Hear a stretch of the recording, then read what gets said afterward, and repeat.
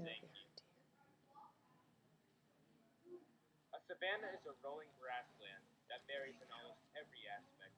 A savanna has a very wet summer and very dry winter. The savanna has moderately low rainfall and has long periods of drought. The savanna has many different animals and plants. Dangers in the savanna include fire and drought. There are also many predators along with prey in the savanna.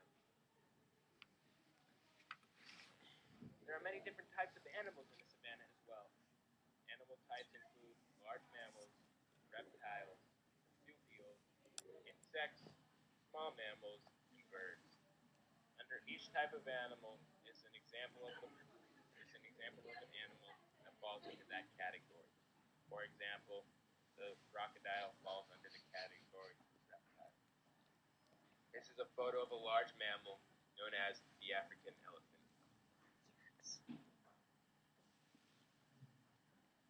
This is a photo of a reptile in the savanna known as the crocodile.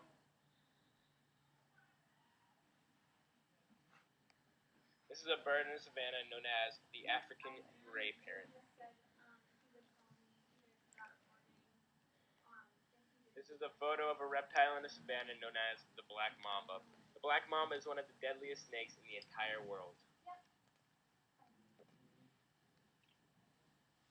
Plants in the savanna are able to grow during periods of drought. Plants are able to protect themselves from animals by becoming bitter tasting. Plants have long tap roots so they can gain access to water. The trees have trunks that can store water during a drought. Grass adapts to its environment so it can prevent grazing. There are many types of shrubs, grass, ferns, and trees in the savanna too.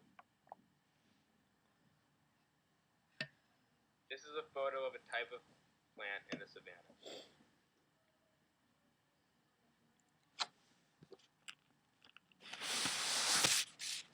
This is another photo of a plant in the savanna.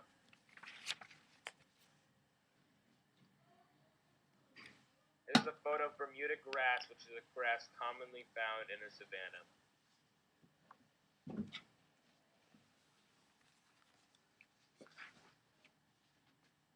This is a photo of a jarrah tree, which is a tree that can be found in the savanna.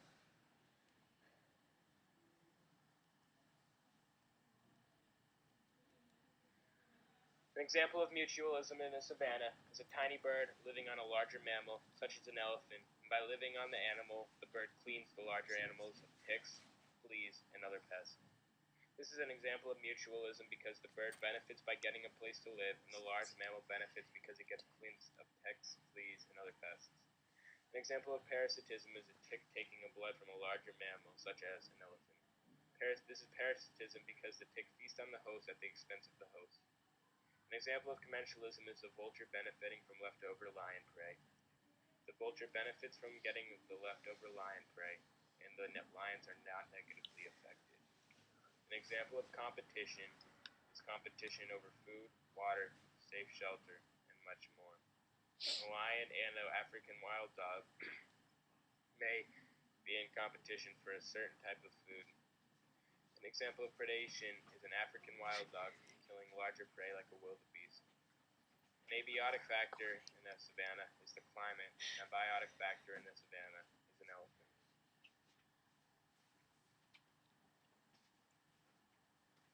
This is an example of mutualism as a bird is living on the elephant, and the bird is also cleaning the elephant of pests.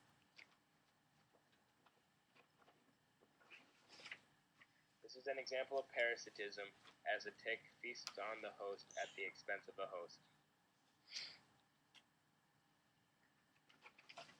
This is an example of commensalism as a vulture is eating the leftover lion's prey.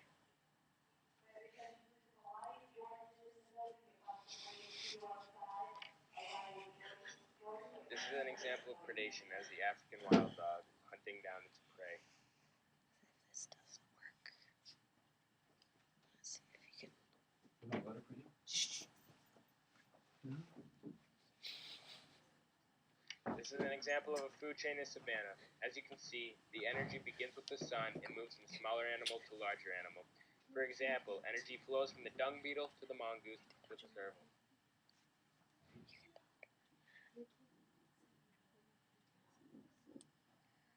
The rainfall in a savanna averages from savanna to savanna. It varies from savanna to savanna.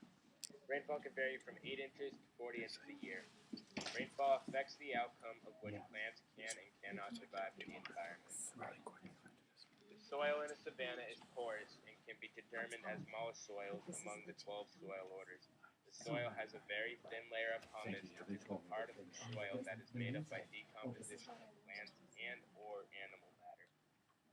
Like rainfall, the temperature can vary greatly. The temperature can range from 21 degrees Celsius in the cooler savannas all the way to 48 degrees Celsius in the savannas further from the coast.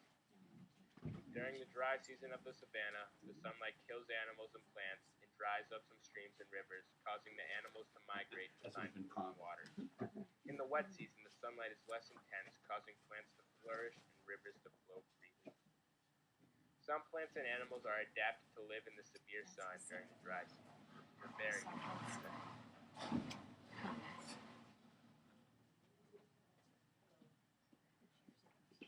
This is an African savanna experiencing rain.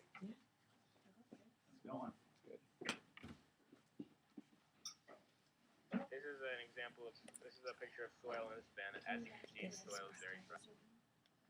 This is the sun overlooking the savanna. Savannas are located mostly in Africa. However, they are also located in South America, parts of Southern Asia, and the upper part of Australia. Savannas tend to be in between tropical forests and desert biomes. This is a picture of where the savannas are geographically located. The red resembles where the savanna is geographically located. As you can see, savannas are mostly concentrated in Africa, but also can be in South America, Upper Australia, and parts of Southern Asia. An interesting fact about savannas is that since savannas have long dry seasons, both plants and animals are adapted and used to living alongside fire. The picture resembles the savanna suffering from fire. These are the websites we use to do our savanna project. Thank you.